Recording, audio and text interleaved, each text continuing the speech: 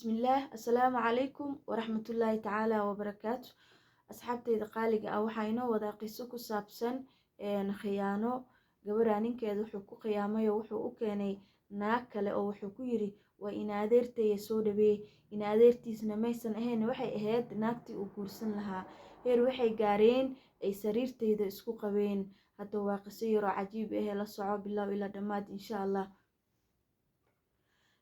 أصحابتي قالقة أسيتهين الحمد لله أنا كوافي عنها إلهي سبحانه وتعالى نود نقصوك عيي أيام هذه شكر دمانتي أسوقناتي إن كانوا حاني رجينا عافيمات بش برواقة صدو كله الحمد لله وحاني قعد سنايا هدي الچانل كو عصب تهي سبسكرايب إلاك إشير إكومنت إن شاء الله هدا هوري نولي جوكتيني waxaan ku leenahay videoga nala dhamayso oo leegta inoo saara asxaabey insha Allah halaha yaro fiirsanayso leeg ha ii saaraan leegta saaida muhiim iigu tahay iyo in aa ii share gareyso insha Allah aniga codsanaya marka videogana inaan nala dhamaysataan aniga codsanaya waxaa la arkaa qisada inaa horey u dhageysatay laakiin qisada waxay dhacday sanado ka hor yani waqti hore ahayd la arkaa inaa dhageysatay marka insha Allah nala dhamaysta qisada ayaan guda galeynaa. marka asxaabteyda gabadhan qisada ku dhacday waa gabar Soomaaliyeed waxay tiri anigoo dhalinyaro waxay tiri ka tahriibay wadankeena Soomaaliya oo waxaan u tahriibay dalka Sacuudi Carabiya waxay tiri marka Sacuudi Carabiya markaan I hope inuu soo gaarayo codkeyga insha Allah. marka asxaabteyda qaaliga waxay tiri Sacuudi Carabiya markaan tagay waan maxay tiri ka shaqeysan jiray qadaanimo yani guryaha laga shaqeynayo marka hore waxay tiri waxaan ka shaqeyn jiray guryaha oo jiifka oo yani habeenkii la saaxanayo waxay tiri marka waxay dhahday marka shaqo jiif ahayd sanado badan waxay tiri aan ka shaqeysanayo shaqada jiifka marka waxay dhahday waan ku daalay dhabar xanuun badan shaqada jiifka saaid shaqadeeda carabta u badan tahay oo habeen iyo maalinba isku mid ay u tahabo yani habeenkii ilaa 6 saac ilaa 7 saac waa ku gaareysaa. marka waxay dhahday saan sidoo ahaa sanado badan aan ka shaqeystay waxaan u bedeshtay shaqada oo maalintii yani maalinta soo shaqeysanayo habeenkina waxa ku soo hoyanaya guriga. waxay tiri gabdha Soomaaliyeed aan guri la kireystay gabdhaha Soomaaliyeed aan kirada iyo wax kasta la baxsan jiray saasaan ku shaqeysan jiray. marka waxay tiri waxaan in badan aan saas ku shaqeysto aan ordo kabaha iga dhamaadeen family iyo reer baan ka soo tagay aan u soo tahriibay waxay dhahday nin xitaa inaan ku degdego maana rabin. marka waxay tiri sanado badan markaan shaqeystay oo cidayda wax u taray oo aniga wax istaray alxamdulillah. marka waxay tiri maalintii dambe waxa isbaranay wiil Soomaaliyeed oo asagana wadanka ka soo joodo oo yani calashan wadanka ka imaaday. waxay tiri marka wiilkii waan wada sheekaysanay in muddo waan isfahanay waxay tiri reerkii aan u gudbinay u sheegnay waxay dhahday iyo suuriyadii yaragtii wixii oo dhan la kala qaatay waa la isiiyay waxay tiri meherkii iyo arooskii wuxuu nooga soo dhacay dalka wadankeena yani Soomaaliya. waxay tiri waxaan noqonay lamaane cusub aan noqonay oo nolosha meeshaas ooga bilaabatay yani gurigayni waxayna dhana soo camiranay noloshayni meeshaas nooga bilaabatay tiri. marka waxay tiri sidii waxaan ahaa oo anigana waxay tiri waa iska shaqeysan jiray ninkaygana ma shaqo badnayna tiri shaqadiisa aniga ayaa ka shaqo badnaa oo shaqada qadaanimada ayaa xoogo maxay tiri meeshaas saaid ugu badan aftiinkana. marka asxaabteyda waxay tiri shaqo ahaan hadii la dhaho aniga ka shaqo badnaa waxay dhahday marka labada dhinacba waa soo shaqeysan jirnay oo marka meel aaba u fadhiisto ma lahayn. waxay tiri marka cunugayga koowaad ayaan uurkiisa yeeshtay waan dhalay ilmaha waxay tiri markaan dhalo oo sanad iyo bar ilaa 2 sano ay gaaraan waxay tiri waxaan u soo dhiibi jiray hooyo oo wadankeena u soo dhiibi jiray. waxay dhahday dadka oo cimrada ku imaadaan masana xajka aan u soo dhiibi jiray. marka waxay dhahday maxaa yeelay inaad shaqeysato iyo inaad ilmaheesu isku keeni kartid. waxay tiri cunugay koowaad waan soo dhiibay keyga labaad markaan dhalay waan soo dhiibay inta waxay tiri waa iska shaqeysanayay marka 9 bilood yani meelahaas aa gasho unba xoogo maxay tiri aan nasanay inta ka hore shaqadeedan iska watay sorry. marka waxay dhahday meelaaba maba saaxan jirin mana fariisan jirin waxay tiri marka cunugayga koowaad, cunugii labaad, cunug saddexaad, cunugii afraad, shanaad maxay tiri ku dhalay dalka iyo Sacuudi Carabi. 5 cunug ayaa calashan ku dhalay. marka waxay tiri intaas ilmaha hooyo unba usoo dhiibayay, anigana waa shaqaysanay. marka waxay dhahday hooyo fiican ay dhashay, ilmihii wax dhib ma qabin, anigana dhiigayga iyo dhididkayga u huray. waxay dhahday oo yacni waa shaqaysan jiray, meel maan fadhiisan jirin. waxay dhahday marka sidii u ahayd, asagana wuu ku faraxsanaa oo wax dhib iguma keenin, oo yacni hadal inaa ilmaha soo dhiibayo oo dadkii iyo ehelkii qaraabada ee meesha wada joogaan ay joogeen. dabcan asagana cidoodii meeshaas unbay wada degan tahay reerkiisa. marka waxay tiri sidaas u ahayd, alxamdulilah nolosheeda igu socotay, iskaga fiicneen. cunugayga igu yar calashaan markaas wuxuu jiray tiri 3 sano, kan igu weyna 10 sano. marka ilmahayga saas ay kala ahaayeen tiri xilliga asaga oo naagta ii keenayo. waxay tiri marka aniga wadankan aan joogno asaga dadkiisa saas uma sii kala aqaanin, oo dad badan meeshan iima joogaan uu yiri. ilma adeeryaal korkore ayuu ii sheegay dhahday. dadkiisa dabcan muqdisho jirana waxay tiri taleefonkaas unba iskala xiriirnaa, wax oo saas yacni aan usii garanayo oo maanta aan dhihi karo hiblooy hiblaayo ma lahayn, waxa faamiliga dhowdhow marka laga tago. waxay dhahday marka oo yacni islaantan aan ku garan lahaa oon dhihi lahaa faamiliga maba ahane, oo waa aqaanaa faamiliga aan dhihi lahaa yacni maba kale ka siinin faamiligiisa, waxaa walaalihiis iyo kuwa dhadhow ma ogi waxa ka ahayn, oo taleefonkaas aan iska baranay. waxay tiri marka maalin maalmaha ka mid ah oo maalin ay Ramadaan tahay oo soo wacay, wuxuu igu dhahay maxay tiri Ramadaanka markii la gaaro niska horaan soo shaqaystaa, meelahaas 10 saac markii la gaarana waan soo noqdaa oo guriga imaadaa sifa aan afur u diyaarsado in asagii ugu xariireen. marka waxay tiri anigoo guriga saas u imaaday oo isla afurka diyaari uu soo wacay, wuxuu igu yiri waxa ila soo socotaa gabar oo ina adeertay ah oo dalka ka imaatay oo wadanka kala aqoonin, maadaama anaka aan wadanka uga soo horeynay waxaan rabaa in aan soo dhaweyno. maxay ahaydey gabadha ila soo dhaweyso gurigan keeni, alla ilahay afur noo sii kara, yacni afurka igu sii dar, gabadha yacni afurka ku dar oo afur wanaagsan oo fiican noo kari, gabadhaasaan soo wadaaye. waxay tiri anigii waan farxay, maxaa yeelay meeshan qurbo waaye, dad sii badan iyo ehel iyo waxba ma arkaysid, waa un keligaa. waxaa iri bay tiri gabar ina adeertiisoo dumaashiday haddayba soo socoto, waa alxamdulilah cuntadii aan u kariyay cunto fiican, kaale iska arag meeshan kusoo dhaweeyey tiri, waa imaatay waa isa salaanay. maxay tiri meeshan kusoo dhaweeyey si fiican aan isku baranay, gabar iska sheeko badan oo iska fiican, aniga inaba shaki haba yaraatee iguma jiray dhahday. oo yacni ninkan kama shakinaaye, gabadhina ma aqaaniyo aqoon uma lihi, qofka hadda aqoon u leedahay dabcan waan ka shakin lahay dhahday. marka waxay tiri sheekada siduu ahayd, maalintii dambe waa iska joogeen, way nasatay. maalintii dambe yacni maalin labaadkii wuxuu igu yiri dhahday gabadhan walaashayna adeertay ah, waxaan rabaa ilma adeeryaasheed oo kuwii aan ku sheegi jiro meeshan degnaayeen aan rabaa inaan soo tuso. waxay igu tiri inaan soo salaama rabaa, aan soo barto, alla ilahay inay kaxaysaa rabaa ay igu tiri. marka adiga shaqada aado anigana horay usii geyni, markaa shaqadeydaan sii aaday uu igu yiri dhahday. aniga markaa ka hor wuu ii sheegay adeeryaal kore inay jiraan, laakiin uu ilaahay amarkiis weligii maxay tiri maanan is arkinba, oo nin walba mashquulkiisu buu iskaga jiray, laakiin maba jirinoo maxay tiri in adeer waa been unbayba ahaydbo dabcan. marka waxay dhahday maxay ahaydey marka asxaabteeda qaaliga ah, waxay dhahday wuxuu igu yiri gabadha u labis, dhar quruxsan u xir, maadaama ay tahriib soo martay, dhar fiican ma wadato, waxaa samaysaa cabaayadahaada ugu quruxsan u xir, dahabkaada. waxay ahaydey wax allaale wixii aad siin karto oo maxaa ahaa gabadha dumaashida yacni si fiican usoo qurxi, sifa aan laga dareemin tahriibkii iyo dhibkii ay soo martay,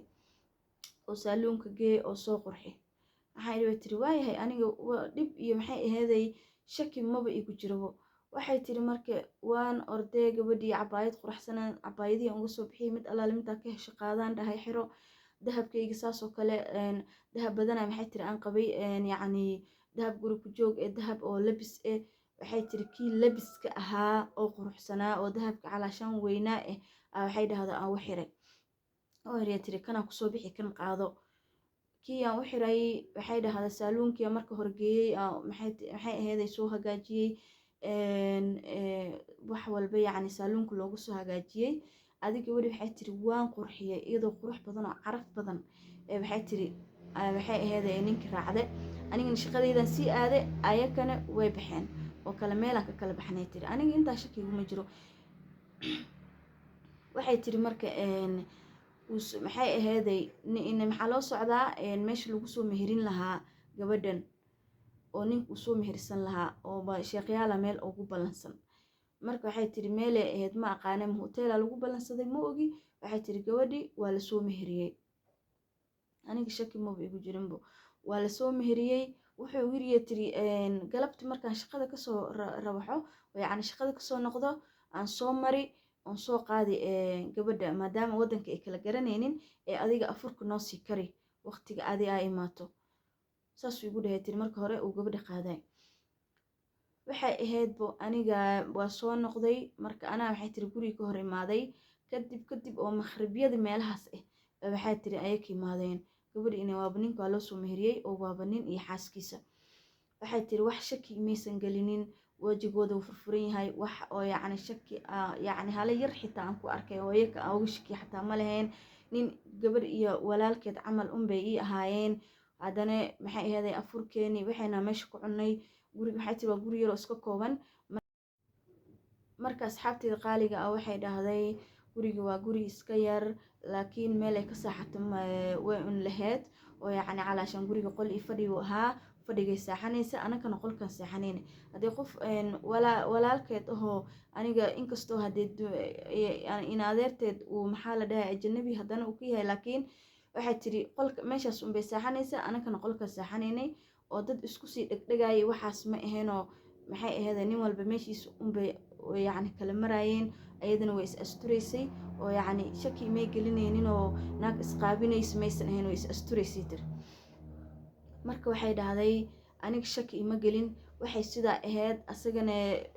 shaqadiis uu aado ana shaqaday aado gurigan uga tegi jirnay dhahday show asaga wax shaqo aadayu iska dhigi wuu soo noqonay aniga waxay tiri maqribki saan u baxo maqribki astaqfirullah maqribki kunne yacni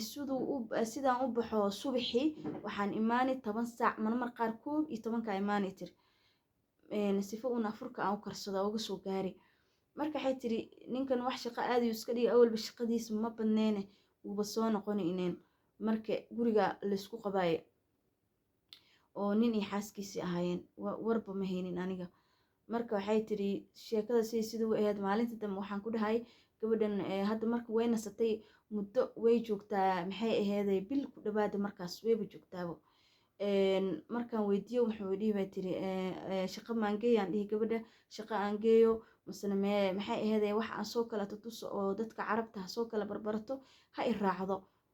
ayadana saasaan ku dhihi asagana saasaan ku dhihi ayada waxay dhihi bay dhahday weli daalkii igu jiraa safarkii dheeraaya igu jiraa maxay ahayday tahriibkii waa ogtahay dhibkiisa inta ay xanuuni dhabarka meel aa loo jooginay sheeganay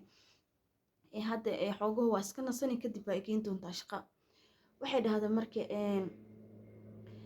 say sidii u ahayd asagana saasoo kale igu dhihi gabadha iska nasato iska dhaaf marka aniga marka dambe waaba iska aamusay tiri maxaa yeelay marka dambe waxaan ka yaabay tiri in la dhaho yacni inaan la joogay diidantahay guriga iga burinaysaa oo kale waxay dhahday marka waxaan sameeyey sida sheekada sidaa u ahayd oo guriga ay u joogtay guriga la iskugu qabay marmar qaar maxay ahayday aniga uga soo hormarayay ninka dabcan badanaa horta waxay tiri wuu bixi jiray marka waxay dhahday awalba shaqadiisa maxay tiri ma sii badneen marka waxay dhahday laakiin asaga oo guriga joogo say gabadhan ugu soo guursaday ma ka tegi jirin badanaa waa isla bixi jirnay ayada guriga ooga tegi jirnay laakiin wuu soo noqon jiro oo nin soo noqonayo ahaa oo aniga unbuu itusi jiray inaan baxayo in kale waxay dhahday marka maalintii dambe markaa muddo bil camal way joogtaa tir haddayba ka badneenba waxay tiri marka gabadhi show uurey leedahay uurey yeelatay waxay tiri dabcan uurka miyaa ka dhumiyey yacni maxay aheeday waxay tiri uurka miyaa ka dhumiyey dabeecadii ma ogi waxay dhahday waxay la soo baxday dabeecad qalafsan inay ugu dhaga hadlayso inay maxay aheeday iska kacaynayso waxyaalo qaar oo aan fahmi karin ay ugu dhahayso ay dhahayso war ma haysid waa sii ordi waa sii cararaysaa gurigaada war ma ka haysid gurigaada hoos ahaan ma u fiirisid ninkaada war ma ka haysid maxay aheeday qadaanimo unbaa ku jirtaa qadaanimada maxaa waayo markastaa dhammaanaynin waxyaalo oo yacni maaragtay aan fahmi karin unbay igu dhihi maalintii dambe maxay tiri runta ayaaba iila soo baxdabo indhahay iga saartay tiri waxay igu tiri wiilkan adiga ku qabo oo ina adeerkay ah horta ku bishaarayso ina adeerkay ma aha oo nin aan duurkaas ka soo barana waaye xaaskiisaan ahay aniga adi laba naagoo isla qabaanahay aye laba naagoo isla qabo ayaa nahay oo guriga u wada siman yaab iyo makaab waxay tiri ma ana yaabin waxaan sameeyay maxay tiri ka suwaayay waxay tiri gabadh inay ugu ciyaarayso iyo inay kala waaba kala fahmi waay hadalkeeda ku celiyay waxay tiri run waay isaga waa hadda weydii waxay tiri marka anigii waan la yaabay gabadhi waxay ku hadlayso waa rumaysan waayey waxay tiri maalintii aad dahabkii ii xiraysay iyo cabaayadda oo isoo hagaajinaysa saaluunka maalintaas meherkeenu ahaa meherkeena u socday waa la isoo meheriyey kadibna haddee gurigaadan maxay aheeday nin iyo xaaskiis ku ahayn oo adiga war maahaynin ninkan hadduu shaqada aado shaqo maba jirin isla markii uu soo noqonayay markaa soo dhadhowdahayna wuu bixi jiray oo wuxuu iska dhigi jiray wax shaqo jiro haye marka waxay dhahday ogaanteeda lahow ee caga dhigo anayba sii leedahay tiri oo guriga iska lahaa waxay tiri marka asagiyaan wacay waxaan iri bay tiri guriga si ugu dhaqsada badan imow marka waxay dhahday maalintaas iyada oo saas ay dhahayso waan yara caajisnaa shaqada ma aadinay tiri oo asagaa baxay oo shaqada jiray ani shaqa maxay tiri ma aadin maalintaas waan joogay maalmaha caajiso dadka waan la hadlaa waan iska nagaaday dhahday marka waxay tiri asagiya oo cararaya imaada gurigii waxaan ku dhahay gabadhan waxay sheegayso maxaa ka jiraa in aad isqabtiin oo xaaskaada ay tahay intuuba asaga hadlin ayadaaba hadasho ku tiri xabiibi haddii caddee wax kasta in aan xaaskaada ahay weliba uur aan kuu leeyahay maxay aheeday u caddee asagii waxay tiri hinaaq wuu hinaaqay arrinta qariyaan ku dhahay waxaa banaanka aminkan aa u keentay marka aa banaanka degto oo maxay aheeday gabadhan gurigeeda u faariqiso arrinkan uu soo bixi lahaa hadda maxaa u sheegtay maxay tiri inuu hinaaqo derbiga madax u qarac u keenay oo waaba kusii indhacaddahay marka aan iriba ay dhahday yacni in aaba arrinka sii qarqariso weli oo gurigeyga aad sii joogtiin ooba intaa meel aa ka degaysiin aa sii qarqariso aaba diyaar u ahayd miya waxay tiri waxaa sameeyaan kasii waayey aniga hinaaq waan ooyaa waa hinaaqaa waxaan iri bay tiri sida ugu dhaqsiha badan deg deg gabadhan guriga iiga bixi banaanka iiga saar aan ku iriyay dhahday banaanka iiga saar guriga ma adiga keligaa ma iska leh keligaa maa lagula qabaa oo anigoo keligay iska leho degana iisoo gashe see adig gurigan waaba kusii indhacadday tiri inay biila sii noolaato oo yacni eeba guriga dhinac kasii joogto subxaan allah ninka dabcan afaraa ilaahay u baneeyey uu guursan karaa laakiin waxay ahayd yacni maxaa waaye inuu gees u dejisto oo xaaskan kale hadduu guursado uu maxaa la dhahayay guri gooni ay degan tahay gabadhana xaqeedii iyo maxay aheeday maamulkeeda uu siiyo iyadaana uu siiyo hadduu kala qarsanayo uu kala qarsado hadduu banaanka soo dhigaayo uu soo dhigo oo gabadhan hadday ku ogolaani gabadhan weyn ay ku ogolaato hadday ku ogolaanaynin haddii wakaas moogtahay laakiin waxaa xun in yacni saas loo khiyaaneeyo qofka bini-aadanka ma fiicno maskaxdu ka dhimani niyadu ka dhimani yacni gurigeedii ayada lilaahi ay wa ahayd ayakana ee wax gooni ay wateen ma fiicno taas marka waxay tiri ninkii gabadhii adigu iga bixiyey banaankuu geeyey amin oo waxay soo wacay galabti ee meelahaas wuxuu igu yiri naagtii waan furay maxay aheeday waa isfahmi weynay waan furay hadda madax maxay aheeday aniga iyada isma qabno oo manaag uura furmataan dheh waxay ahayd banaagtaas wuxuu dhahay waan furay maxaa la dhahayay inaan soo noqdaan rabaa iga raali noqoto aan ku raali geliyo wixii dhaca way dhaceen maxay aheeday shaydhaana na soo dhexgalay maxaa la dhahaayay naagtan duurkaasaan iska baranay adi wax aa loo joogino meeshan ila soo kacay tiri iga raali noqo iyo cafi wax meeshan waxay tiri markee habeenkii waxay dhahday wuu soo hiday oo yacni dabcan waxay tiri guriga wuu qufulnaa laakiin furuhu haystaa ay tiri asagana furu haystay anna furaan haystaa oo yacni qof kasta markuu imaado uu iska furi jiray habeenkii uu iska soo galay uu soo furay aniga maalintii dhanba waxay tiri waxaa ahaaba maba kala kasaayay maalintii oo dhan waan fikiraya tiri gadaalaan u noqonayay wanaag aan u sameynayay wixii dhanba gabadha saan usoo dhaweystay walaashii camal inaan ka dhigtay wixii oo dhanba maxay tiri gadaal unba u socdaa gadaal yacni xasuusa maalintii dhanba xasuusan ku jira war iyo wacadda miiskeenay dhah marka waxay tiri habeenkii wuu iska soo hiday maxaa la dhahaaye gurigu saaxday qolka markuu gala anna fadhigaa imaaday tiri habeenkii saasaan ku kala baranay subaxii subaxii markee waxaan iskaga dhigay tiri yacni habi dhib ma lahan maxaa iri bay tiri caadi waaye inta aan ka degaayo oo maskaxday ay ka degayso maxay aheeday ammaanka isii qayli badan iyo hadal badan iyo maraba calaacalkan faraha badan aa wado jooji aan ku dhahay tiri subaxii markee shaquu lahay muxuu yiri shaqaduu aaday wuxuu ugu yiri tiri surprise badan ayaan ku siin doonaa waa ka farxin doonaa waa ku raali gelin doonaa wax allaale waxaa raali ku tahay aan ku siini ee ogaanteeda lahow waxay tiri habeenkii si walbuu yaalay yacni inuu i raali geliyo waan diiday waxaan ku iri bay tiri intay maskaxday kasoo degayso ammaanka isii subaxii waxay tiri wax habi camalaan iska dhigay muxuu aaday shaqadiisa shaqada markuu aaday waxaan sameeyey tiri horta qufulka maxay tiri waan bedeshtay oo qufulkii waan bedelay tiri yacni furihii meesha noogu xirnaa oo ani bas wax ani ii qaasan bisaan ka dhigtay tiri isla markii fuuntiyan keenay waan soo bedeshtay dabcan qufulo oo maxaa jiraan koleyba oo la bedeli karo soomaha kuwan oo caadiga la qufulo lasoo gadanayo ma aha saasay ka dhigaysay marka waxay dhahday qufulkii waan bedeshtay guriga yacni albaabkii sifo uuba ninkan iigu soo gelin aniga muddo 7 beri ama wiig ama isbuuc gurigan ku dhex jiray tiri mar ooyaa mar calaa asagii guriga intuu imaaday wuu iska furi waayey wuu iska noqday asxaabtiisii dadkii kale u dhex galay wuxuu yiri hooyo aabi iyo familigu sheekada gaarsiiyey waa la soo wacay si walba la yeelay hooyo aabo way kari waayeen familiga waxaan ku dhahay tiri maxaa la dhahaayay ninka siduu sameeyay yacni wax bili-aadinimada ka baxsan waaye waxaan u dul qaadan kara ma ahan bataatanbo inuu igu soo noqdo ma rabo madaxayga ha isiyo meherna ma ka rabo madaxay kaliya ha isiyo waxay tiri aniga maskaxdu iga dilay niyadu iga dilay qof shaqaysanaysa ahaa